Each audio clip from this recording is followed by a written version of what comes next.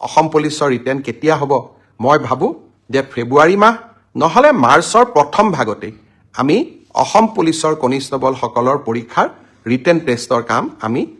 সমাপন কৰিম নিযুক্তিৰ ক্ষেত্ৰত এটা খুব গুৰুত্বপূৰ্ণ পৰীক্ষা হৈ যায় সেয়া হৈছে গ্ৰেজুৱেট টিচাৰ আৰু পোষ্ট গ্ৰেজুৱেট টিচাৰ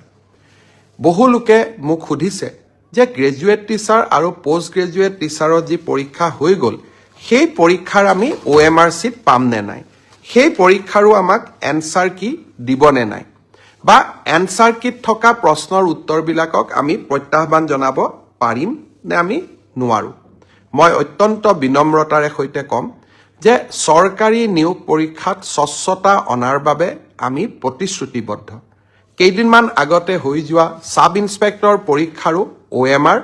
আৰু এনসাৰ কিসমূহ ইতিমধ্যে সেৱাই মুকলি কৰি দিছে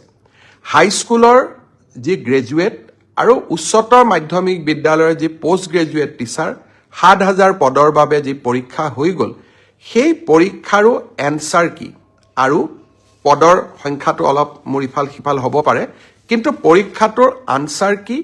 আৰু OMR চিটসমূহ পৰীক্ষাৰ্থীসকলে যাতে পায় তাৰ ব্যৱস্থা অহা এসপ্তাহৰ ভিতৰতে সেৱাই কৰি দিব বাইদেউসকলে মোক প্ৰায়ে সুধি থাকে যে ১০,০০০ টকাৰ যিখন আঁচনি আছিল সেই আঁচনিখন আমি কেতিয়াকৈ আৰম্ভ কৰিম ইতিমধ্যে সেই আঁচনিখনৰো প্ৰথম হিতাধিকাৰীৰ প্ৰথম তালিকাখন জিলা পৰ্যায়ত এই আঁচনিখনৰ হিতাধিকাৰীসকলক চূড়ান্তভাৱে নিৰ্বাচনৰ প্ৰক্ৰিয়া আমি ফেব্ৰুৱাৰী মাহত আৰম্ভ কৰিম ইতিমধ্যে ৩২ লাখ আই মাতৃক এই আঁচনিখনৰ বাবে আমি প্ৰাৰম্ভিকভাৱে নিৰ্বাচিত কৰিছোঁ আৰু জিলা সমিতিসমূহে এই আঁচনিখনৰ চূড়ান্ত ৰূপ দিব কম বেছি পৰিমাণে মই আশা কৰোঁ যে প্ৰায় ২৮ৰ পৰা ২৯ লাখ মাতৃক আমি এই আঁচনিখনৰ